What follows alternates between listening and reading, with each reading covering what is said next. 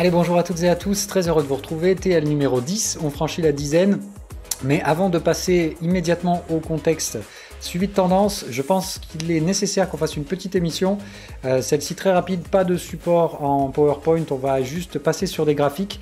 Mais je vais tout simplement donc faire une émission entre guillemets un peu travaux pratiques, c'est-à-dire comment mettre en application toutes les choses qu'on a préparées ici, c'est-à-dire entre guillemets quel est votre chemin de croix pour vous diriger tranquillement donc vers le niveau blanc, donc débutant en complet, aucune connaissance de la stratégie ni de sa logique, etc. Donc commencez à apprendre ces structures-là, structurez votre pensée, donc toutes les émissions qu'on a mises avec les petites bulles blanches, je vous rappelle, je fais exprès de le marquer sur les titres, préparez votre apprentissage, autrement dit, commencez à apprendre la stratégie, à structurer votre pensée, commencez à, on va dire, appréhender vos premières troisième bornes de range, jusqu'à arriver en vert, c'est-à-dire réellement les pratiquer, maîtriser ces patterns, savoir les repérer, les placer, qu'elles soient, enfin surtout éviter de commettre les erreurs classiques de positionnement de troisième borne de range.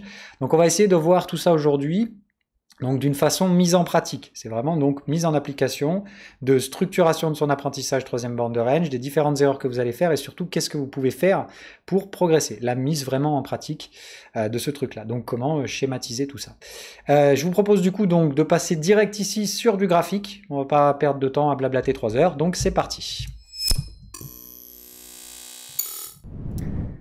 Alors évidemment, qui dit apprentissage d'une pattern dit que vous allez devoir vous démerder de repérer cette pattern sur des graphiques.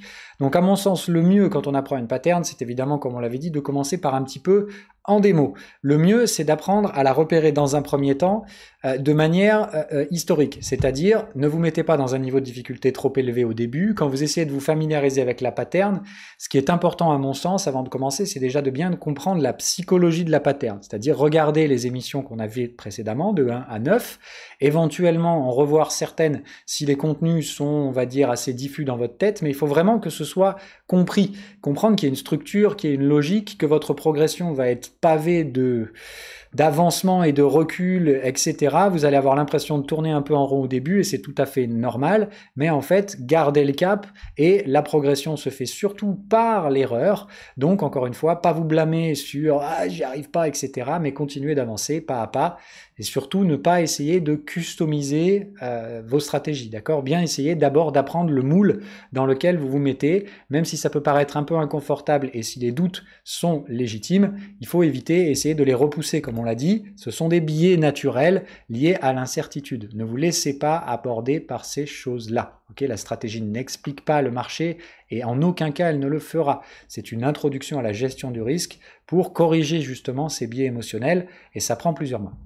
Bref, donc on commence doucement de manière pratique, très simple. Repérez vos troisième bornes de range sur des graphiques. Alors évidemment, je vous recommande d'utiliser les timeframes daily, c'est le mieux, et normalement de rechercher sur les indices. Problème, là, les indices américains, c'est un peu n'importe quoi depuis l'élection de Trump. Donc soit vous faites vos troisième bornes de range dans l'historique qui précède l'élection de Mister, parce que sinon c'est un peu n'importe quoi. Mais vous voyez qu'avant, c'était relativement facile à appréhender. Autrement dit, apprenez à repérer votre schéma, donc tendance, renversement, pullback. Voilà. Ici, vous avez une belle troisième borne de range, assez académique.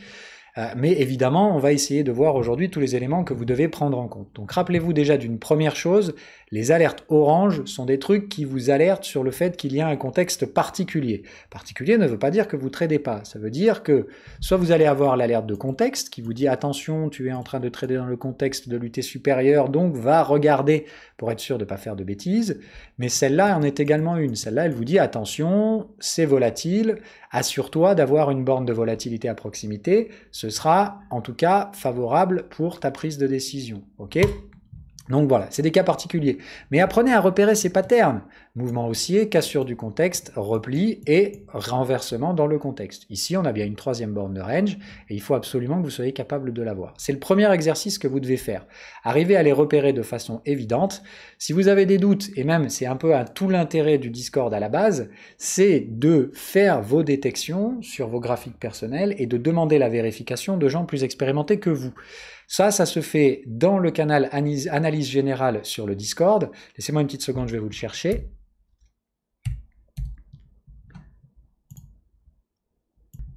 Voilà. Donc c'est bien ici que ça va se passer. Dans le canal analyse générale, normalement, en étant débutant dans le Discord, vous n'avez pas la possibilité de poster dans les autres canaux.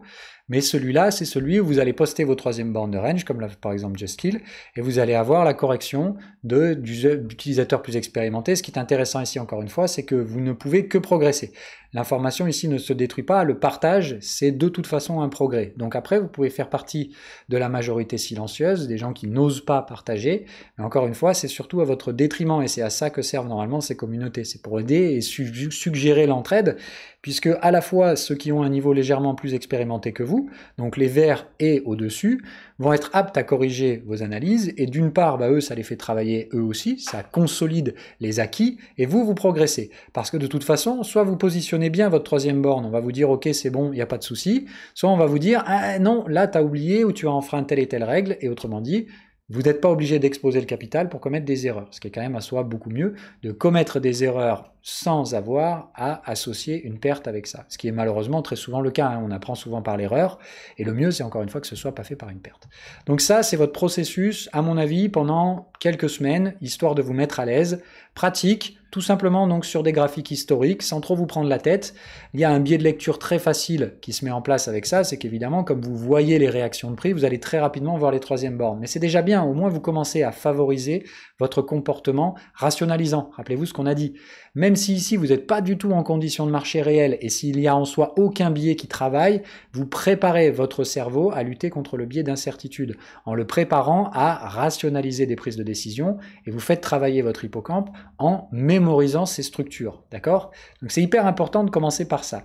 La fonction mémorisation et essayer de rationaliser vos lectures de marché plutôt que d'essayer de donner du sens à tout le merdier qui sert à rien. Donc apprenez bien ce schéma très simple, mouvement tendanciel, cassure du contexte et retour sur ce contexte derrière, ok?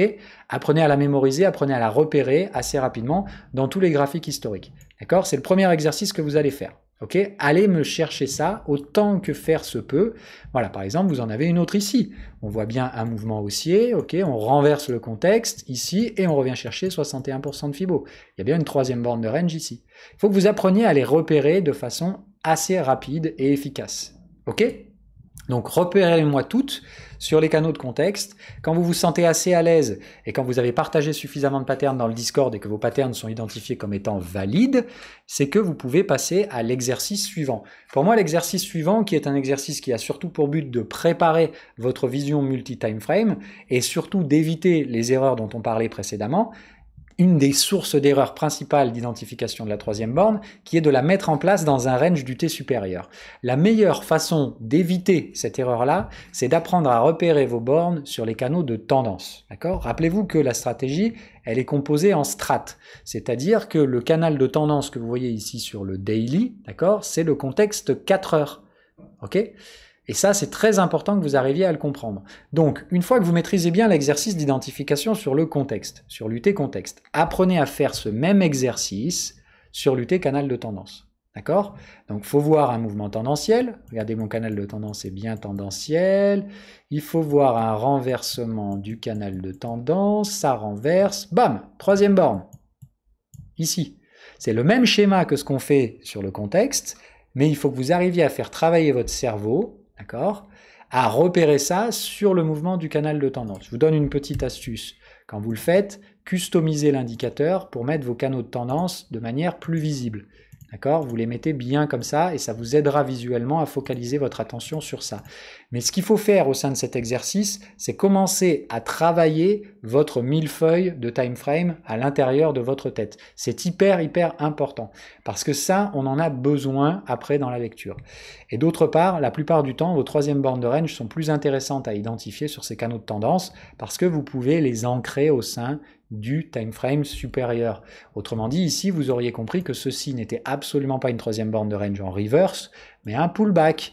Et ce pullback vous aidera dans la suite au canal de tendance et dans les gestions tendancielles. Donc, en faisant ça, vous vous préparez déjà à être plus efficient pour le suivi de tendance, dont on aura besoin après. C'est encore une fois l'objectif de la stratégie, c'est pas juste de vous apprendre à trader des ranges, c'est d'apprendre à maîtriser la lecture d'un range pour savoir où on en est de la tendance. Donc la fin, c'est ça. Donc vous vous préparez pour ça, et en plus de ça, comme je vous dis, dans l'apprentissage de votre troisième borne de range, ça vous permet de vous assurer que vous n'êtes pas au sein d'un range d'UT supérieur. Là, ici, vous êtes typiquement dans un cas de figure où il y a une très belle troisième borne de range qui est suivie d'une troisième borne de range derrière sur le contexte. OK ?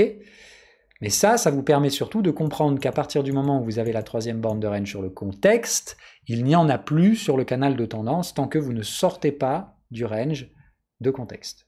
Rappelez-vous, hein, à partir du moment où la troisième borne arrive sur le contexte, il n'y a plus rien sur le canal de tendance derrière tant qu'on ne sort pas de la structure de range. Ok ? C'est-à-dire que là, votre canal de tendance, si vous me placez une troisième borne ici, ça ne va pas. Elle n'existe pas, cette troisième borne. Elle n'existera qu'ici. Retournement, hop, hop, et la troisième borne est ici, et elle se trouve donc dans la fameuse pattern du canal en retard, que je vais vous apprendre immédiatement, puisqu'on n'en a pas parlé dans la précédente émission. Comment ça se schématise? C'est une pattern où tout simplement l'indicateur a des contrebalances à l'intérieur de l'algorithme pour éviter les renversements trop rapides. Il ne suffit pas de venir taper le canal pour le renverser.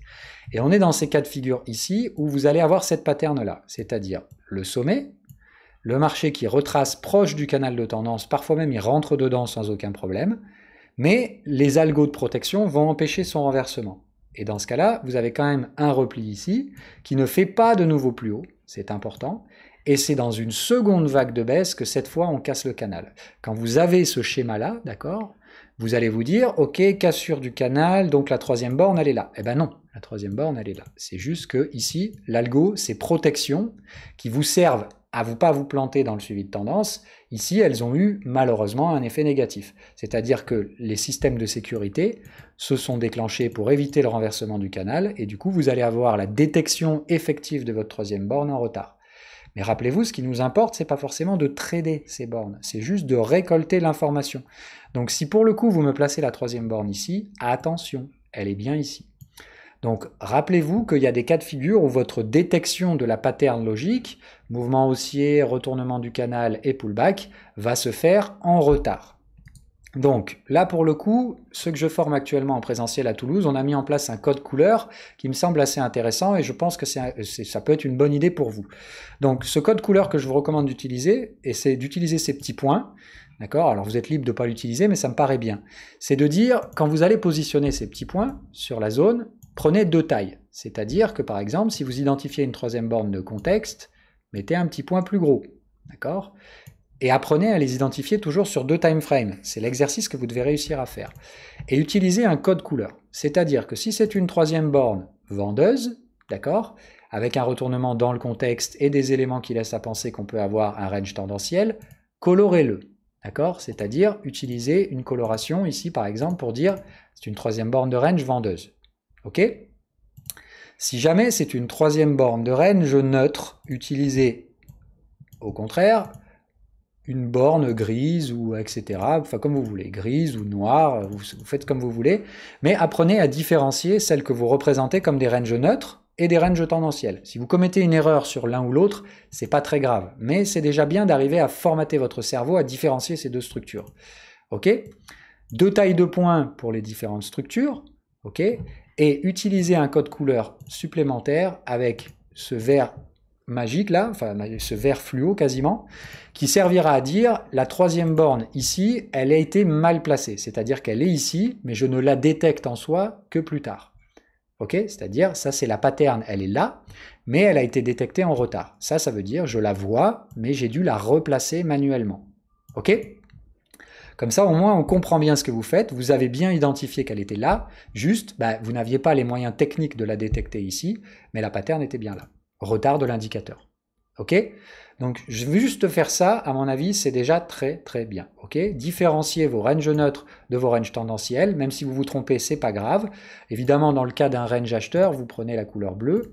D'accord? Donc, ça vous fait 4 couleurs. Bleu, rouge, noir, pour les ranges neutres, et la couleur verte qui revient à dire j'ai détecté la pattern en retard et j'ai surtout détecté le retard moi-même et j'ai replacé la troisième borne de range manuellement. Ok? Si vous faites cet exercice-là, que vous arrivez à le pratiquer en doublette sur le canal de contexte, c'est-à-dire sur les UT contexte et sur les UT canal de tendance, normalement vous faites un très bon exercice. Ok? Donc ici, vous allez vous dire par exemple, c'était donc une troisième borne vendeuse, D'accord? La même chose, hein, on voit bien qu'on dérouille bien les canaux de tendance et qu'on clôture dessous. C'est ici, pareil, un range vendeur, mais sur l'UT tendance. OK? Donc là, votre exercice, théoriquement, doit représenter ceci. OK? Là, si vous représentez toutes ces troisièmes bandes de range, vous avez fait un super bon travail. OK? Très important que vous arriviez à faire ce truc-là, une fois que vous maîtrisez bien cet exercice, c'est-à-dire voir un graphique et être capable de positionner toutes ces zones qui, encore une fois, on le rappelle, n'ont pas nécessairement vocation à être purement tradées, ce ne sont pas des trades très rentables, mais par contre, la quantité astronomique d'informations qui vont être dérivées de ce truc-là vont nous être absolument capitales pour faire du suivi de tendance ou carrément des trades expérimentés avec plein de patterns qui vont exécuter et qui vont nous donner des informations dérivées de la lecture de prix et du risque via ces positionnements de troisième borne de range. Ceci, par exemple, étant une pattern classique d'extension du range qui nous laisse à penser qu'ici, on va avoir une belle correction. Voilà. Et tous ces trucs-là, je vous les apprendrai après. Encore faut-il que vous soyez capable de bien les placer, ces troisièmes bornes de range.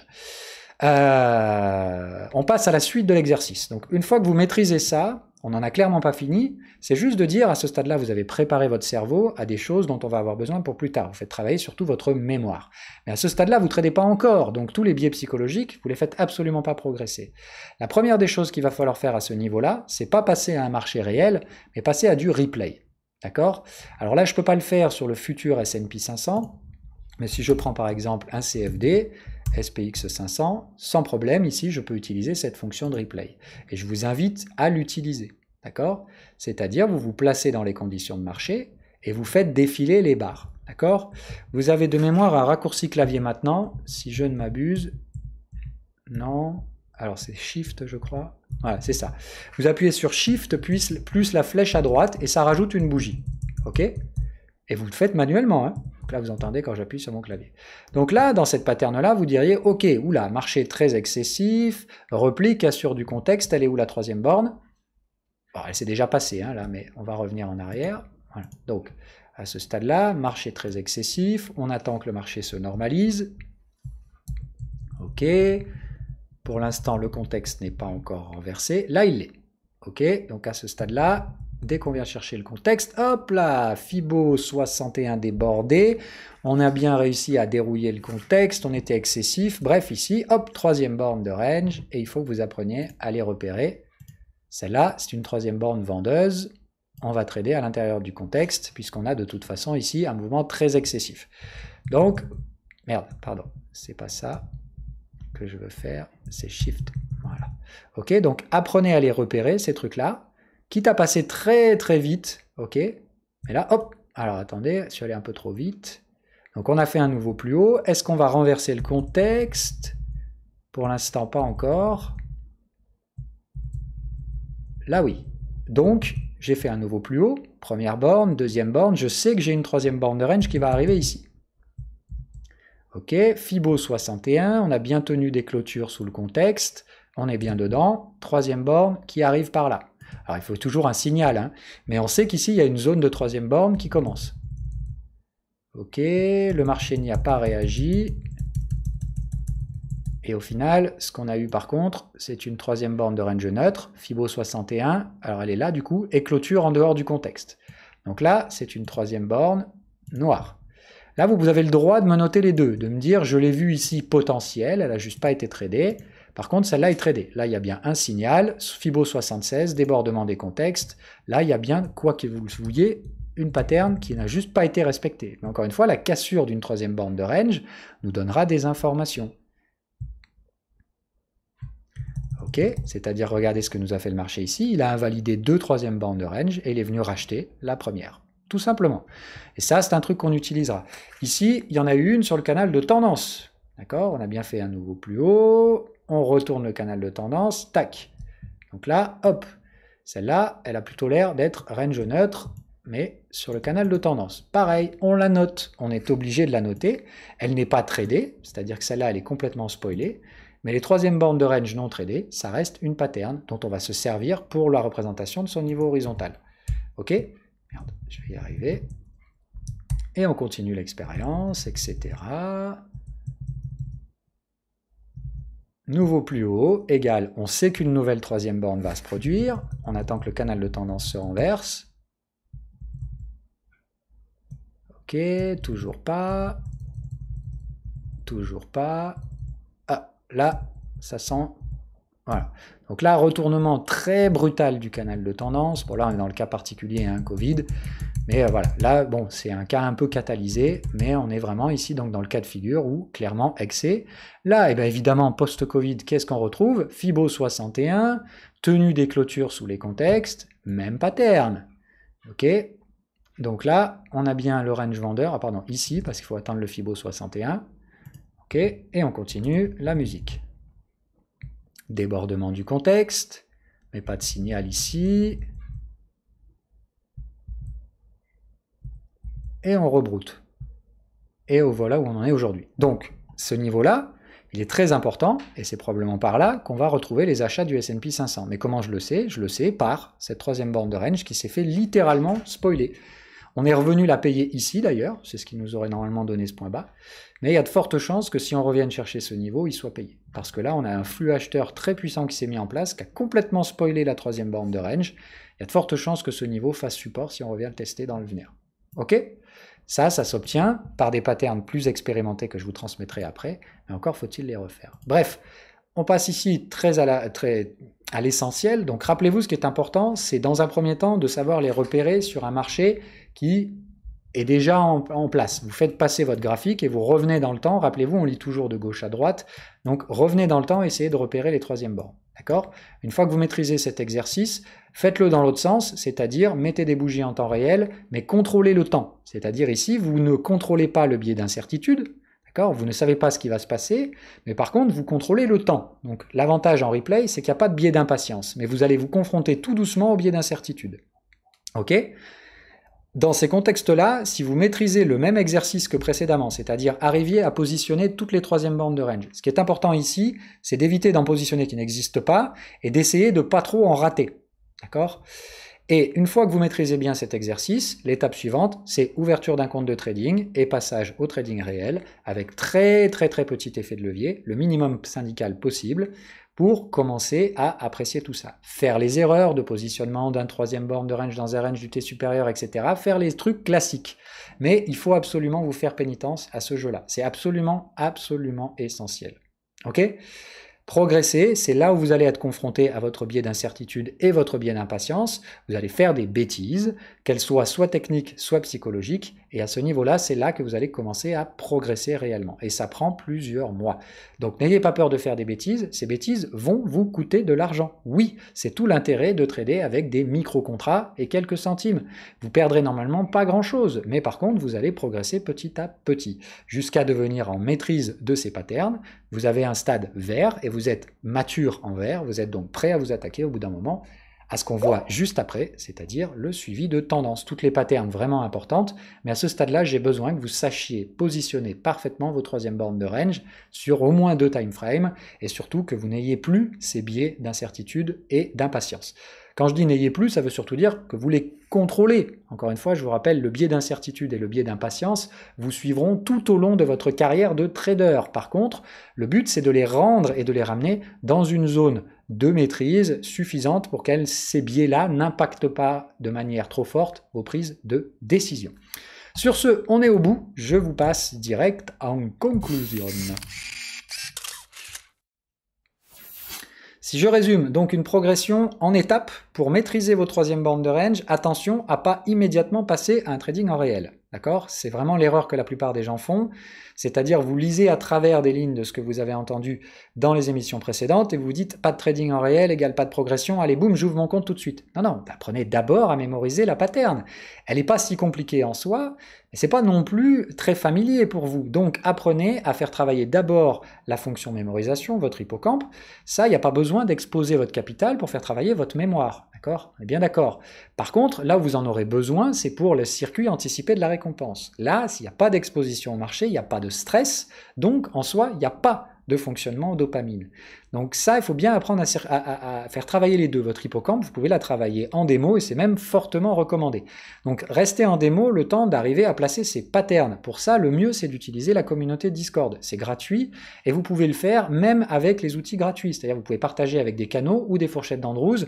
Normalement, les expérimentés qui ont compris cette pattern sauront sans problème faire la parallèle pour vérifier vos informations. Ok ?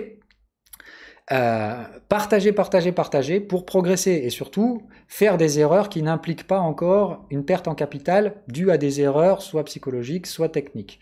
Essayez de limiter au maximum ces erreurs techniques. Ok ? Faites cette progression en 2 étapes. D'abord, je repère sur un marché devant moi avec le biais de lecture, c'est-à-dire vous savez ce qui s'est passé derrière, donc ça facilite clairement la chose. Okay, à ce jeu-là, il faut vraiment toutes les repérer. Le but derrière, c'est d'arriver à refaire un exercice équivalent sur 2 time frames, contexte plus tendance, en replay. Quand vous maîtrisez cet exercice, vous êtes bon pour ouvrir un compte de trading. À ce stade-là, en fait, continuer à faire de la démo vous fera pas progresser. En fait, vous allez vous heurter à un mur. Donc, dès que vous n'êtes pas trop mauvais, il ne s'agit pas d'être parfait, il s'agit juste d'être relativement bon dans cet exercice. Un faible taux d'échec et on commence à avoir une bonne confiance. Vous sentez que vous maîtrisez un peu le truc. C'est le moment où il faut avancer. Ouvrir le compte de trading, pas faire de bêtises à commencer à se dire c'est bon, je maîtrise tout, j'y vais comme un débile, mais bien minimum des positions pour commencer à introduire une émotion là-dedans. C'est-à-dire l'implication d'un capital, même si encore une fois vous allez miser des petits euros. Ça ne va pas faire des grosses tailles de position. Et c'est très important. Mais normalement, même des petites tailles de position arrivent à impacter l'émotionnel, à faire travailler vos biais d'incertitude et vos biais d'impatience cette fois. Ok ? Puisque là, vous ne maîtrisez ni le futur, mais vous y êtes confronté, puisque vous avez mis de l'argent, et vous ne maîtrisez plus du tout le timing, comme vous pouviez le faire en replay, puisque vous êtes obligé d'attendre. Donc là, obligé d'attendre, obligé d'être confronté à l'incertitude avec un biais émotionnel d'implication par rapport au marché, c'est là où vous allez faire des conneries. Et c'est encore une fois important de faire ces conneries pour progresser. Laissez-vous du temps, on l'a dit, ça prend à peu près 6 mois sur cette progression. Donc si vous vous dites super, allez, ça fait 3 semaines, je me sens chaud pour aller en réel, 3 semaines, ça me semble un peu rapide. Voilà. Donc prenez le temps de bien maîtriser. En fait, une exposition rapide du capital, c'est surtout prendre plus de risques. Donc une fois que vous maîtrisez les bases techniques de manière rationnelle, commencez à y aller. Ne cherchez pas non plus la perfection. Attention, les gens qui ont des psychologies plutôt soumises vont dire « Ah non, je me sens pas bien, je me sens pas prêt, je me sens pas prêt ». Au bout d'un moment, faites-vous un peu pénitence. Même si vous commettez quelques petites erreurs, c'est important de quand même y aller. Ok ? Donc n'oubliez pas, c'est hyper important. Passer, c'est à peu près 6 mois à 1 an pour arriver à cette maturité de verre bien mature, bonne maîtrise de la pattern et de son application en réel. Et à ce moment-là, vous pouvez passer à la TL suivante. Mais s'il vous plaît, dans les prochaines émissions, je ne veux pas vous voir regarder ces émissions si vous ne maîtrisez pas tout ce dont on vient de parler ici. Autrement dit, si vous êtes débutant en phase de progression, si vous commencez à dire « Ah chouette, j'ai hâte de savoir ce qui se passe en suivi de tendance », c'est quoi le délire ? Vous êtes en train de travailler le biais d'incertitude à mort. Comment on comble le biais d'incertitude ? Par l'impression qu'on comprend. D'accord ? C'est quoi votre intérêt d'apprendre les structures en suivi de tendance si vous ne maîtrisez pas les ranges ? Ça ne sert à rien. Donc, attention à ne pas progresser trop vite. C'est souvent d'ailleurs un signe que votre biais d'incertitude est toujours en plein travail. Donc, calmez-vous et apprenez à maîtriser ce que vous devez maîtriser avant d'essayer de courir dans les marches des traders plus expérimentés. Sur ce, on a fini. Je vous souhaite à toutes et à tous une agréable journée et on se retrouve pour la TL11 où on rentre enfin dans le vif du sujet. Et s'il vous plaît, progressez pas trop vite. Bye bye!